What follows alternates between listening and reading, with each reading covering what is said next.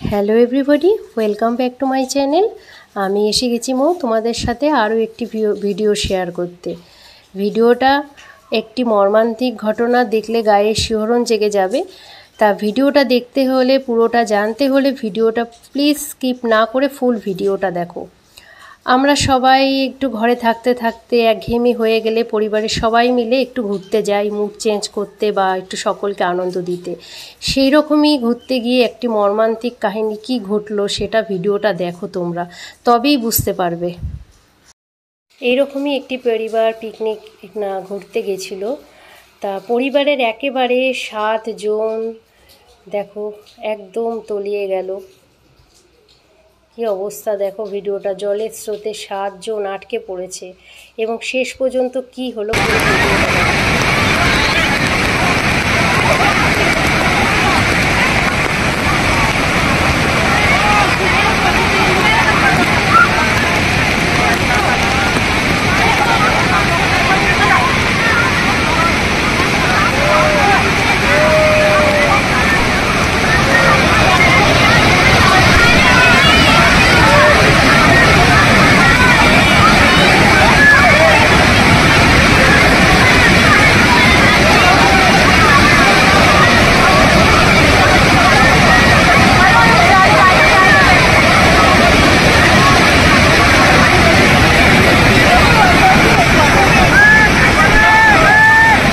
হঠাৎ করে এরকম বান চলে আসবে পরিবারের কেউই কিন্তু জানতো না। সবাই সবার মতো ঘুরছিল ফিরছিল, কিন্তু হঠাৎ করে এত বিপদ। পাহাড়ি জায়গাগুলো না ঠিক এরকম হয়।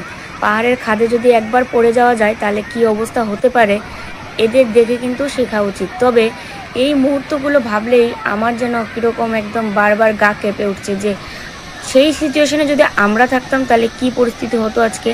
চোখের সামনে দেখতে পাচ্ছে যে এত বিপদ, হয়তো বাঁচবো না।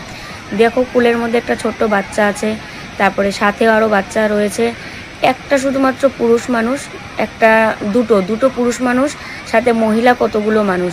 আর একদম মাঝ বরাবর দাঁড়িয়ে আছে যে দেখো কোলের মধ্যে একটা ছোট্ট বাচ্চা। মানে এগুলো দেখলে এত খারাপ লাগছে যে আমরা যদি সেই সময় থাকতাম তাহলে কি পরিস্থিতি হতো। আর একেবারে মাঝখানে দাঁড়িয়েছিল জলের ব্যাগ, মানে সময় যত যাচ্ছে বাড়ছিল, সময় যত যাচ্ছে তত বাড়ছিল। মানে এই যে জলের ব্যাগটা, এটা কিন্তু একটা নদী, আর আমরা সবাই জানি যে পাহাড় থেকে কিন্তু নদীর সৃষ্টি।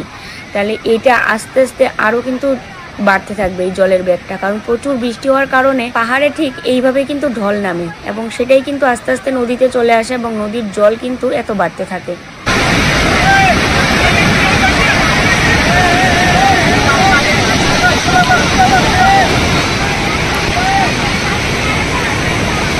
कोई भी बहुत तकलीफ होगी।